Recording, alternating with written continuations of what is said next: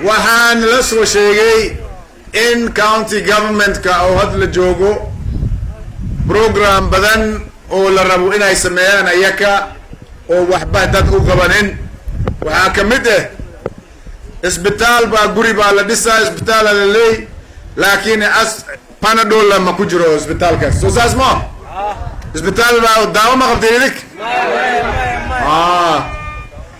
biyana idinkaaba roon webiga inta maraa, laakiin webigaana biyaa inta la keena waa la kari waay. soo saas ma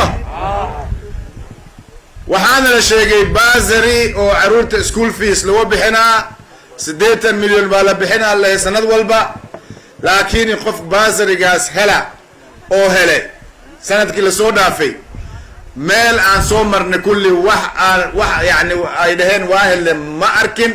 waxa u maleynaa basarigaas kulli in raamudiintu la keen masaasa weli ma ilmi adig waa ajaa'iba horin baa si soconayna raamu meesh maybe raamu alageeya u maleynaa. horta basarigaas dad hele waan wayne programka basari anaka markaan iskuulka arday ahaan jirnay laba neef oo eri iyo loo iyo waxaasaa la iibin jiray, school fees laga bixin jiray. soo saas ma oolaana had waa dhamaadeen. basarigii dowladdan haddaan soo galno insha allahu basari program oo caruurta feeska laga bixinaa aan xoog saari rabnaa. horta saas ogaada. basariga hadda 80 milyan oo hadda qof hel la garanaynin waxaan ka dhigi rabnaa 500 milyan oo basari kali aan ka dhigi rabnaa insha allah.